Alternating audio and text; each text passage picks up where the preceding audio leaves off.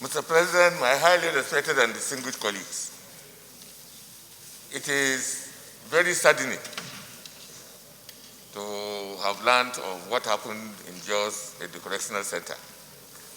And this draws our attention, really, to the fact that the correctional centers, that is our former prison system, is the weakest link in our criminal justice system in the country.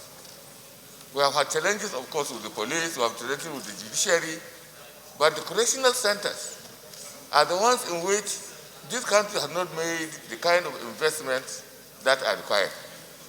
Over the years, particularly in the last few years, we have seen so many attacks on these centers and release of so many kind of criminals back to the public. We can recall what happened in Edo when one of the criminals went back to the person who gave evidence against him that sent him to jail and killed that person. How do you expect people to come and exploit criminals when our prison system is being attacked and the same criminals are released to go back and wreak havoc on those people who provided the information that nailed them? Mr. President, this is a very serious matter.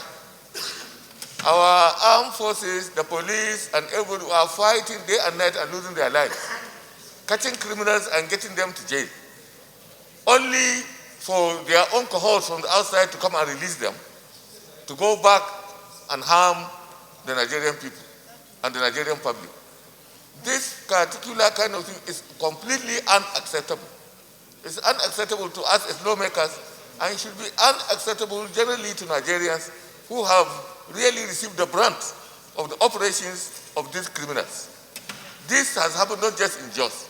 It took place in Kuje, it had taken place in Edo, it had taken place in Cotton Karfi, and so many other places is going to know. It has become more or less a recurring decimal. So something really serious must be done to address the issue. And I think that when it comes to prayers, I would like to make another additional prayer to invite and to direct our committee on the interior, to really interrogate this matter, to look into the entire system of this kind of recurrent attacks and look at the entire disposition of our prison system. When you look at not just the trained, they are maltrained, they are not well funded, the prisoners are not housed properly, they are not even given the kind of rations that are required. The prison system is so porous. Some of the prison establishments, correctional centers, were ones that were built since colonial days. I can say that about 60% of them were prison systems that were established during the colonial era. This particular kind of thing is unacceptable. And it is something that is harmful to the public and terribly harmful to the security of this country.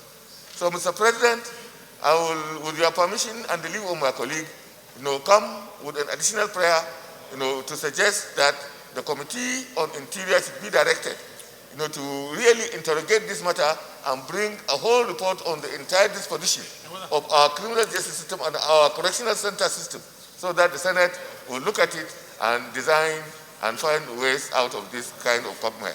I thank you, Mr. President.